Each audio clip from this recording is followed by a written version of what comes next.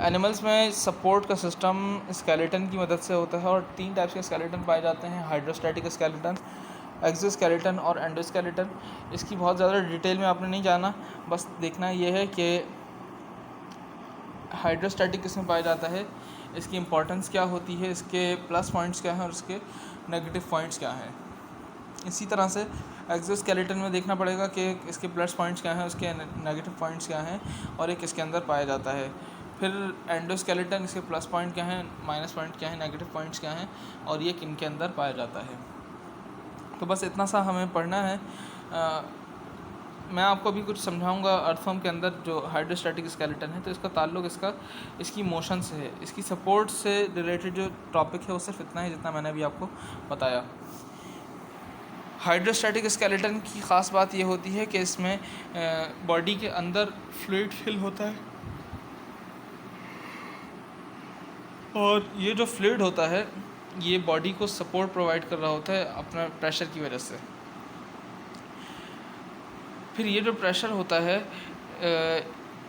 इसी की मदद से इनकी मूवमेंट भी हो रही होती है, सपोर्ट भी इसी की मदद से हो रही होती है और मूवमेंट भी इसी की मदद से हो रही होती है। जो मूवमेंट होती है वो इसके मसल्स भी इन्वॉल्व होते हैं उसके अंदर। एक दो टाइप के इसमें मसल्स पाए जाते हैं। एक टाइप के मसल्स होते हैं सर्कुलर मसल्स, एक टाइप के और दूसरी टाइप के मसल्स होते हैं लॉन्गिट्यूडिनल मसल्स। तो सर्कुलर मसल्स और लॉन्गिट्यूडिनल मसल्स की कॉन्ट्रैक्शन और रिलैक्सेशन के ज़रिए से ये मोशन चल रही होती है अर्थवर्म की। ये अर्थवर्म की मोशन का भी टॉपिक है हमारे पास, इंशाल्लाह इसको आगे पढ़ना है हमने। तो जब मोशन का टॉपिक आएगा, तो डिफरेंट एनिमल्स की मोशन है उसमें भी इसको पढ़ा जाएगा। ये रीडिंग टॉपिक है, टाइप्स ऑफ स्केलेटन। बहुत स्टार्ट से आप लोग पढ़ रहे हैं तो इसमें आपको मसला इंशाल्लाह नहीं होगा।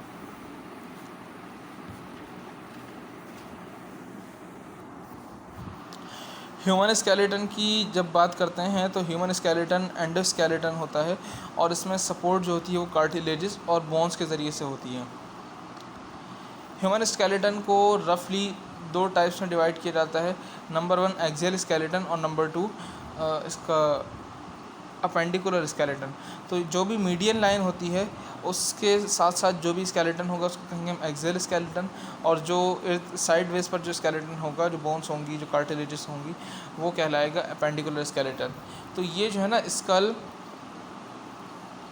पूरी की पूरी यहाँ से यहाँ तक के जो बैक बोन है ये और रिब्स ये बनाती हैं एक्सियल स्केलेटन, और पेक्टोरल गर्डल, पेल्विक गर्डल और अपर लिम्स और लोअर लिम्स ये चारों चीज़ें मिलकर बनाती हैं अपेंडिकुलर स्केलेटन।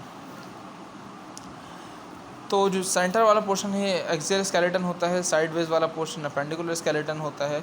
इसकी थोड़ी सी डिस्क्रिप्शन आपको दे देता हूँ। तो एक्सियल स्केलेटन में सबसे पहला जो पार्ट होता है वो कहलाता है स्कल। स्कल में स्कल के 2 पोर्शन होते हैं, एक क्रेनियम होता है जिसको हम कहते हैं ब्रेन बॉक्स, और दूसरा जो पोर्शन होता है वो कहलाता है, वो फेशियल बोन से बना होता है, वो पोर्शन फेस होता है।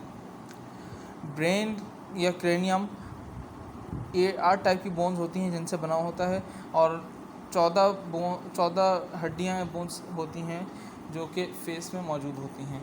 क्रेनियम की बोन्स हैं, इनको हम हो सकता है आप लोगों में से कुछ लोगों ने याद किया हो, लेकिन चूंकि ये चीज़ बुक के अंदर मौजूद नहीं है तो ये पॉसिबल नहीं है कि ये एक चीज़ बुक में मौजूद ना हो और आपके टेस्ट में आ रही हो। तो टेस्ट के पॉइंट ऑफ व्यू से ये चीज़ बिल्कुल भी इम्पॉर्टेंट नहीं है कि इन क्रेनियम की इन बोन्स के नाम क्या हैं और जो फेशियल बोन्स हैं उनके नाम क्या हैं।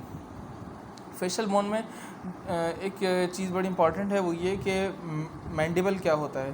तो जॉ की बोन होती है कहलाती है मैंडिबल, और ये टफेस्ट बोन है फेशियल बोन से टफेस्ट बोन है वो मैंडिबल है।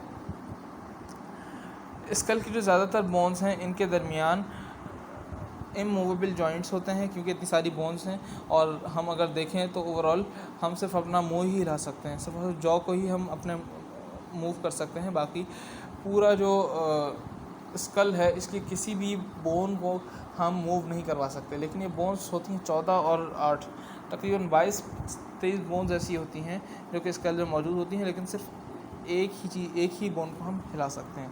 तो ज़्यादातर बोन्स इसकी होती हैं इमूवेबल जॉइंट्स होते हैं उनके दरमियान। उसका स्पाइनल कॉर्ड के अंदर 33 पेयर्स होते हैं और ये 33 का नंबर कांस्टेंट है मैमल्स के अंदर। 33 स्पाइनल कॉर्ड